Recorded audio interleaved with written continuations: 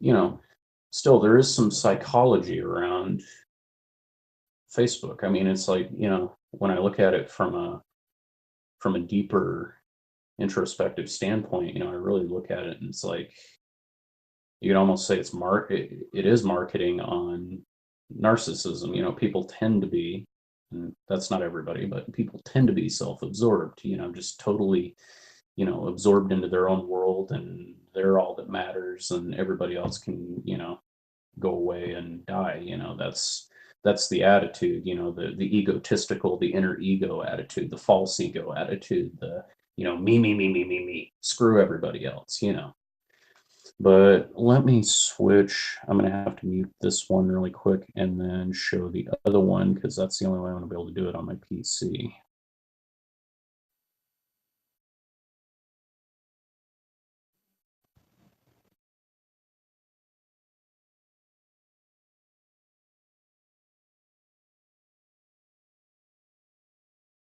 Unmuted. Camera. That's different camera there. That's the reason I'm using my phone, is because this camera sucks.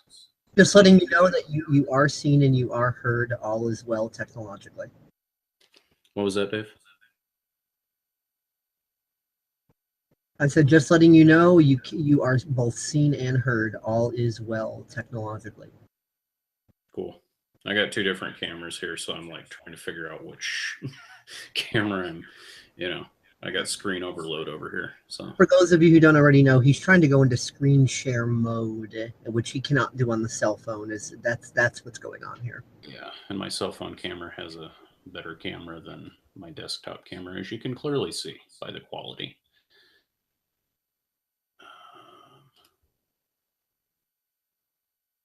Screen 2, share. Okay, there we go. So there is, well, here it is.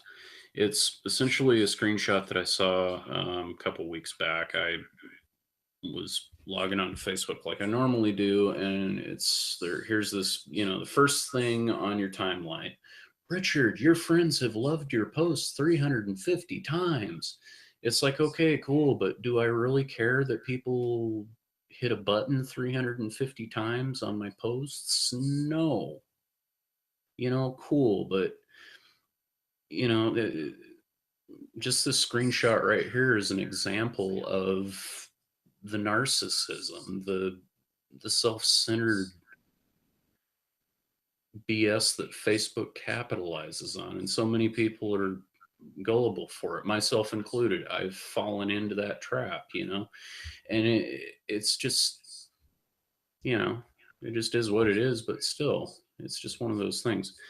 By the way, Dave, how are we doing for time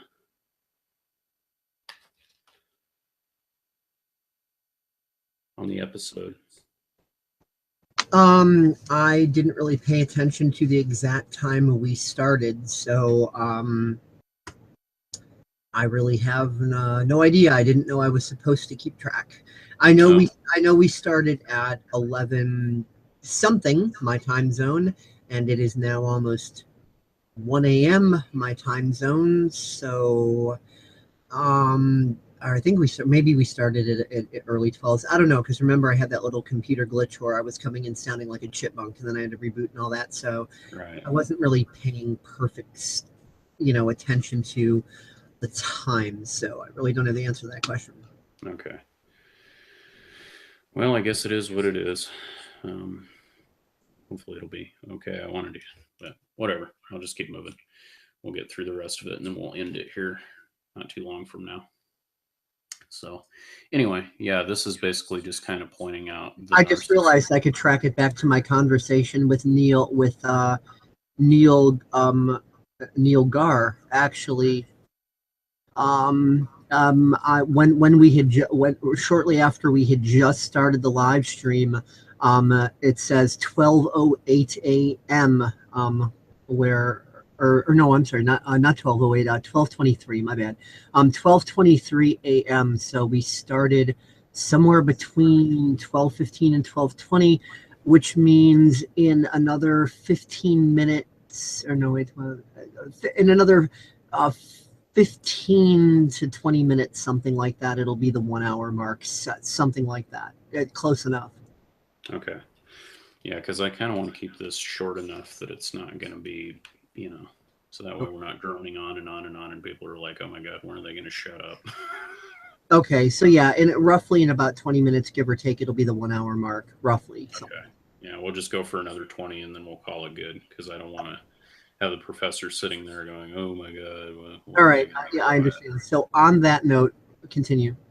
So, anyway, yeah, this post is just essentially pointing out, just a perfect from the horse's mouth, as it were, screenshot of the total arrogance that Facebook, shoves in your face. And, Facebook is just totally tailored to that, pay attention to yourself and only yourself sort of attitude. And mind you, it's healthy to focus on yourself and give yourself some love, but not to the level of just total, complete self absorption. But anyway, moving on from that, I'm going to stop screen sharing, stop sharing, stop sharing, stop sharing, stop sharing. Why are you not stop sharing? What the heck? Still screen sharing. Why is that? Well, while you're figuring that out, I'll just say one thing. People tend to get so self-centered, not just with social media. Social media has just, in that negative way, made it worse for people. But and like what you're saying about raging against against the system, and people do that to outlet their frustrations. But you know, people forget the old quote of evil only triumphs when good people do nothing.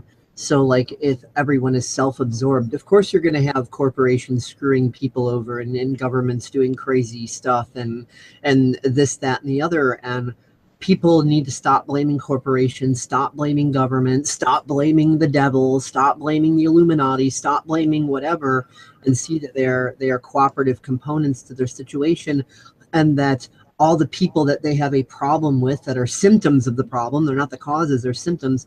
All those people have been able to do what they do because the people have let them. I mean, look at Hitler. What could some silly guy with a mustache have possibly done on his own? It's because the people in Germany at the time were so stuck in narrow-minded thinking, and they thought it was, in modern terms, they thought it was conspiracy theory nonsense that some social justice warrior idiot could possibly rise to power. And because they were willfully ignorant, ignore ants, the act of ignoring, Hitler happened. And so people need to take personal responsibility and realize that it's the collective Stockholm syndrome, the collective narcissism, that me, give me, my entitlement attitude, which has good people allowing evil to triumph. So we all need to kind of take personal responsibility for our part in that, because we're all cooperative components of the situations we find ourselves in, and stop playing the blame game. Governments, corporations, all that, they're just symptoms. They are the cough, they are not the cold. And we need to pull our heads out of our butts and stop being whiny entitled brats, and be willing to take personal responsibility. That's not about fault or blame. That's just taking some personal frickin' responsibility. That's all. And making it so that adulthood is no longer an extended state of adolescence, which is what adulthood has become, and it's freaking ridiculous. Absolutely. Yeah. No, I just, and that's kind of one thing that this project has really helped bring together for me personally. It's just like, we all have that inner toddler inside of us that wants to stomp its feet and clap its hands and say, I want it my own way. I want it. I want it. I want it, and cries and whines and moans and all of that stuff. And, that's really kind of been the beauty of the internet. It's been a mirror, as it were. It's pointed out my own uh, fallacies in my own thinking. It's pointed out my own uh, illogical processes, and it's been a very useful tool that has helped to improve my own physical life. The internet is probably one of the greatest byproducts of the space age that we could ever ask for. I mean, it really is. The internet brings the world together. It brings people together. It brings common interests, common nationalities, people of different nationalities. I mentioned this in one of my journals, but I think it's really awesome to bring up. I remember that one time we were on Skype, me and you, and we were talking with DJ Chops out of the Gambia. And he was, talking to us about, I can't remember exactly what it was, but he was talking to us about, his country and just kind of how things are going, the weather and all of that stuff. And it was like 3 a.m. here or whatever. It was like really late at night.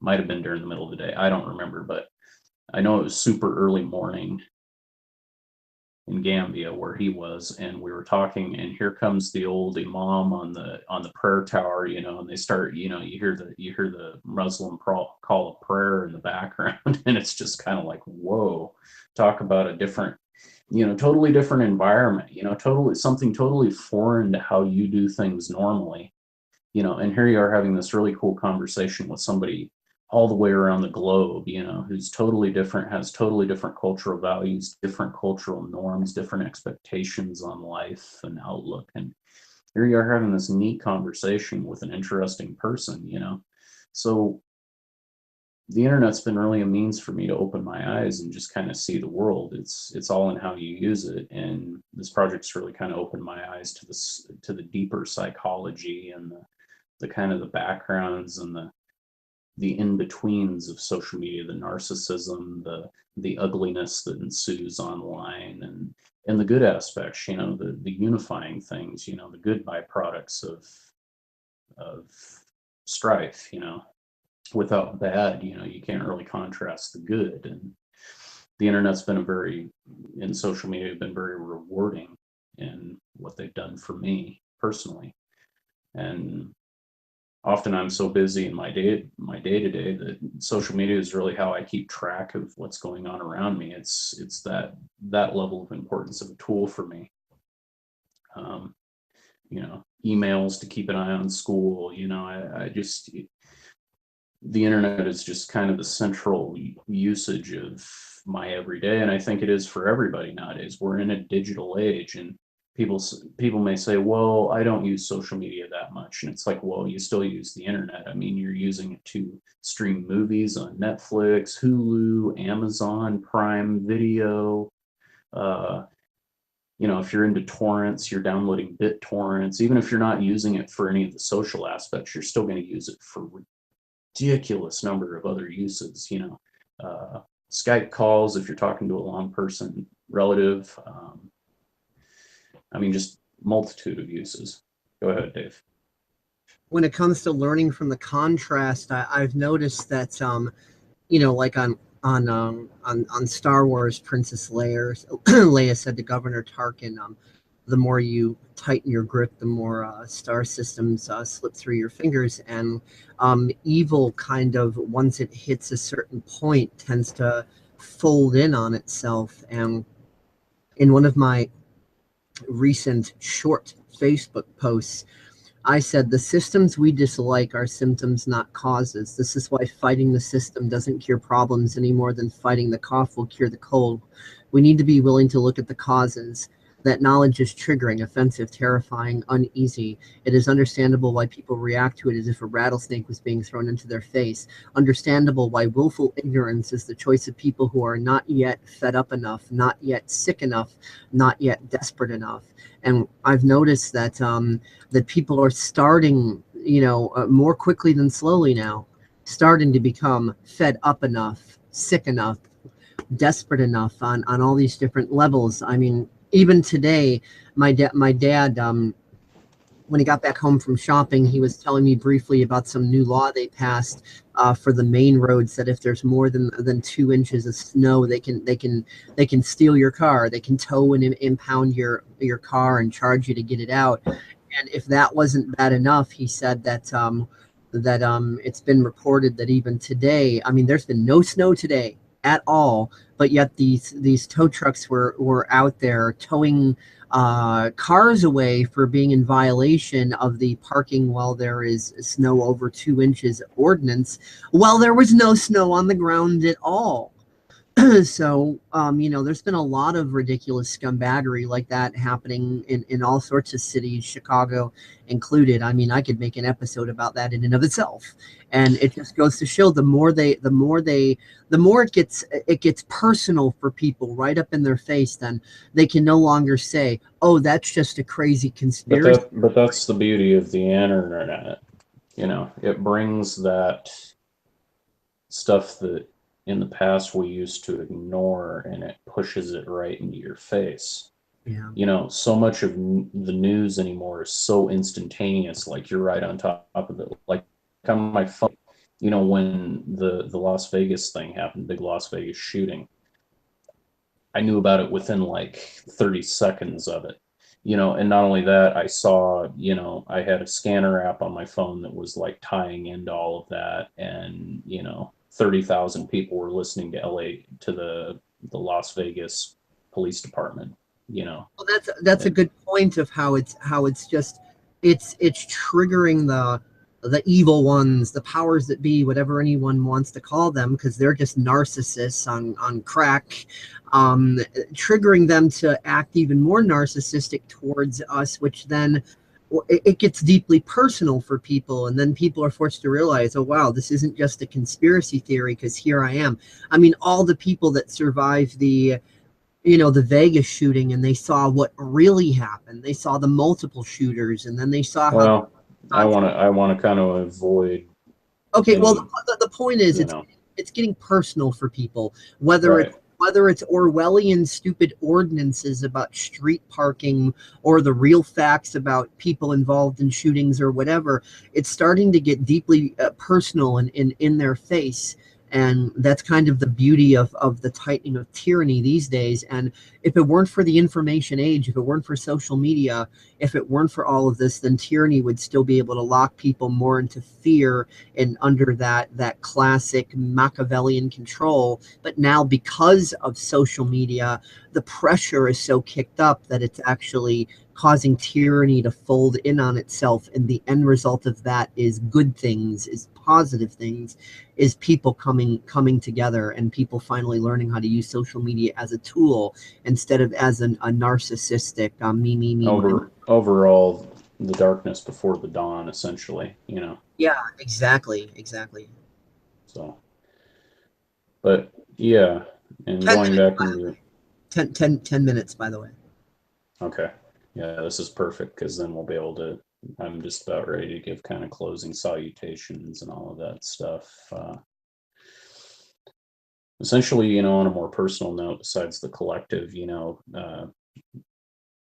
media overload. I mean, the media overload has its good points. I mean, the bombarding of media content, as it were, in people's faces has that amazing side of it, like where it's instantaneous. There's no time to bend narratives. There's no time to steer people in one direction or another. There's just all of this information, and it really puts the power of the press into people's hands more than it ever has. What was that other video that the other guy that I want to mention on the power of the press? It was a video I know what I can do. I need my Skype tab here. Speaking of information overload, here's a real example. Here I am with my 3 screens, and information overload. Howard Rheingold in the TED Talk. I did share that video with you, Dave. I suggest you do watch it. It's a great video. But anyway, Howard Rheingold was basically talking about how the internet is basically the next great revolution in terms of putting the printing press into people's hands, and it really is. It's one of the greatest inventions that probably has ever come and ever will be. It's brought humanity together in more ways than the last numerous number of recent inventions, and it really gives us the personal initiative and responsibility to decide for ourselves and sift through information as where in the past you didn't really have that. You had newspapers, you had TV, radio. But anyway, besides all of that, going into my personal experience, there is the downside of media overload where it's like it affects your listening, and it goes into that narcissistic aspect. I used to be a terror, and sometimes I can be a pretty crappy listener, especially if I'm overloaded with college, like I have been lately. Or the other night, me and Dave were, well, we were discussing, we were online with another female friend of ours, Katerina, and we were talking about something. It was, I don't remember what it was, but we were talking about something, and Dave was talking about a point with me that he was trying to get me to look at, and here I am, just droning on about something else that that David already just kind of buried, like, yeah, whatever, it is stupid. But here I am continuing to go on and on and on and on, like, no, you are doing this. And then Dave's like, Rich, you need to shut up and stop. Just stop talking. Listen to what I'm trying to tell you. And then I finally stopped and I listened, and Dave was on the same page with me partially, but also trying to put another point in my face, like, okay, you can't just dominate the narrative and say that what I'm saying is what you think I'm saying. You're not a mind reader, nor am I, and you've got to stop and listen. So I have been dealing with that malware. That malware does come out of my family. And if you want to know where I got the term malware from, refer to Larkin Rose, Removing Mental Malware. Great video, another discussion altogether. But anyway, I have the mental malware in my mind, or the mental baggage, as it were. You can search. Yes. You can search this YouTube channel for that video for anybody watching.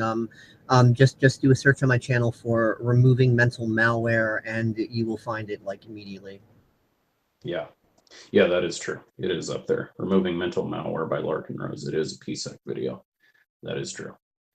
But anyway, my mental malware on the whole subject, or mental baggage, if you want to put it into another term, mental fog, noise, or whatever you want to call it, is essentially I've come from a family that has been totally addicted to that domination of domination of discussion, overpowering the other person, forcing them into silence, feeling justified. That's the kind of family I've come from. And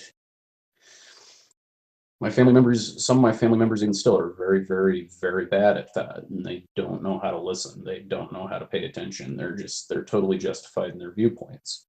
And I've noticed that with a lot of people. I'm guilty of that. I've been guilty of that. And who knows, something might come up, wise that I don't see that somebody else does see. And, that's mental malware that is hidden to me, but is observable to somebody else.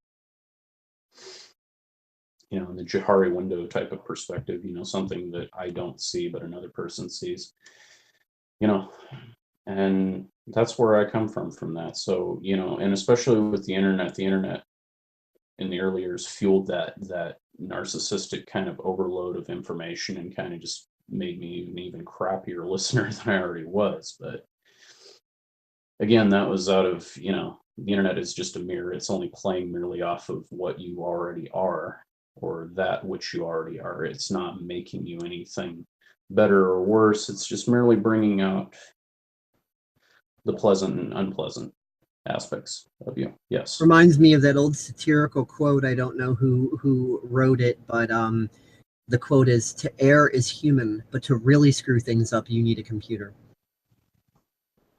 Yeah.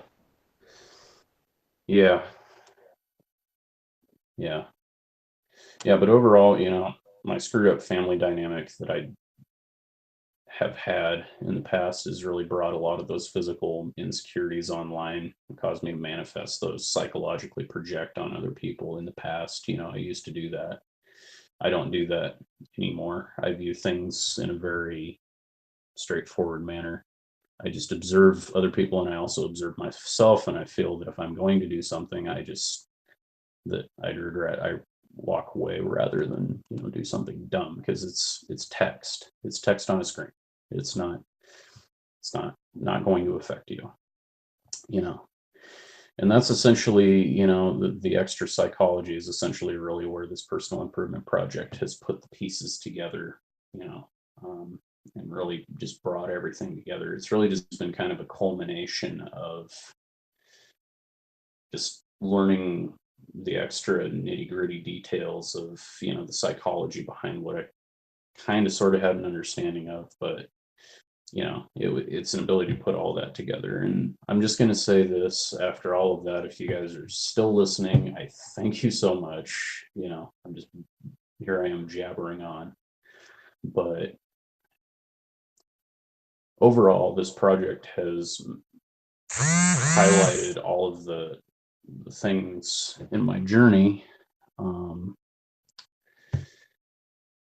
that really needed to be, you know, that could go, let me reword that. This project has really highlighted all of those parts of the journey that I've been on and will continue to be on. And overall, it's just, it boils down to, this journey doesn't end with the project. You know, personal improvement project is just more or less a reflection piece for me. This journey isn't going to end. It's something that I'm going to continue to do. And it's something that I'm going to continue to strive to improve. You know, life is all about learning. It's a never ending journey. You know, you don't reach one area and then that's it, you're done. It's like, no, it's a continuing journey. I'm a human being. I'm not perfect, but you know, it doesn't mean I can't strive to be a better person and to be the best that I can be and to be surrounded by people of equal integrity and equal, you know, equal self-worth, you know, and we can't support each other. But anyway, we're getting close to time. We are beyond your desired cutoff time. Okay. Yeah, well, you, but I'm not sure if you saw it. But yeah, we are now beyond that. Is there anything else you want to say in closing? No. I was just about to say, yeah, we'll wrap this up right now. So okay. Then I will just say one thing in closing. People think that doing good is about avoiding drama and avoiding the bad and avoiding this and that. Well, really, doing good is about all in how you confront it and deal with it and shift it and change it. Shunning the dark is the darkest thing you can do, and viewing the negative as a positive opportunity for positive change is really the most positive thing you can do. So if you want to convert your self-centeredness into a positive thing, convert it into self-improvement and being the best person that you can be. Ask yourself, really, what kind of person do you want to be, and strive for that. And don't judge the trial and error process as bad or negative or shameful as or you having failed, because you know what, winners fail until they succeed, whereas losers give up. So don't give up. Don't be too hard on yourself during your own shifts, and just you know, just go with the flow, decide who it is you want to be, and strive to be that and be the best you can be, because the only person you can change is you. You can't force somebody else to be your idea of who you think they should be. You can only be an inspiration to others. You can only be that ripple cast to the center of the pond, and you know, that stone cast to the center of the pond making the ripples, and people will either take the inspiration or they won't. But you might be surprised at how many people do, and you won't be able to see all your ripples, so don't let that bother you. Just know that you are making them. So we will see you all next time on the next episode of Paradigm Shift in Educational Comedy. Thank you to Richard's classmates for watching. Thank you to the professor for watching, and thank you for all of my usual subscribers for watching. Chatelet, praise Keck, peace out. Question everything, believe nothing, be the change you want to create, and whatever positive affirmations you want to make. Just make sure that you walk the walk and you're not just talking the talk. Otherwise, it's all lip service and virtue signaling. Don't do that. Pretty much. Anyway, everybody have a great night or great day, or whenever the heck you're watching this. And thank you again for sticking around if you have stuck around this far. Yep. Peace out. Later, people.